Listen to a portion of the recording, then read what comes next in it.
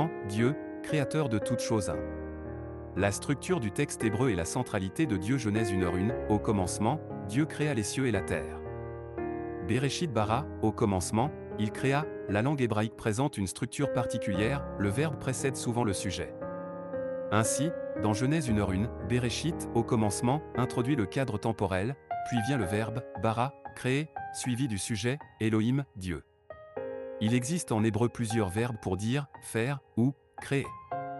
Mais le verbe, bara, possède une particularité remarquable, dans la Bible, Dieu en est toujours le sujet.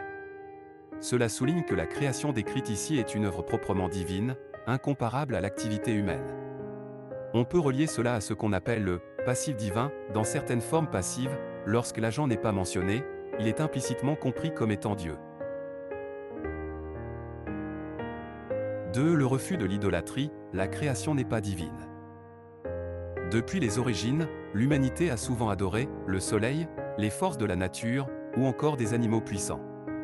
Ce phénomène est parfois désigné par le terme totémisme, où des éléments de la nature ou des animaux deviennent objets de vénération. Face à cela, Genèse 1 affirme une vérité fondamentale, ce que les hommes adorent dans la nature n'est pas divin en soi, mais créé par Dieu. Ainsi, la nature n'est pas un objet d'adoration, elle est une œuvre confiée à l'ordre de Dieu. 3. Le Dieu créateur au cœur de l'histoire et de notre foi. Le verbe, bara, apparaît de manière particulièrement marquée dans Ésaïe 40:55, un texte lié au contexte de l'exil à Babylone. Le peuple d'Israël, ayant perdu Jérusalem et vivant en terre étrangère, aurait pu se laisser absorber par la puissance du royaume babylonien. Mais ce qui a soutenu leur identité, c'est cette conviction, même l'empire babylonien est une création de Dieu. Ainsi, le pouvoir visible des nations n'est jamais absolu. Or, nous sommes entourés de puissances et d'influences diverses. Mais toutes ces forces demeurent dans la main de Dieu.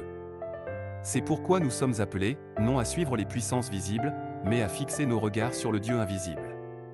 Et à prier pour que ce monde entre toujours davantage dans l'amour et la paix de Dieu. Alléluia.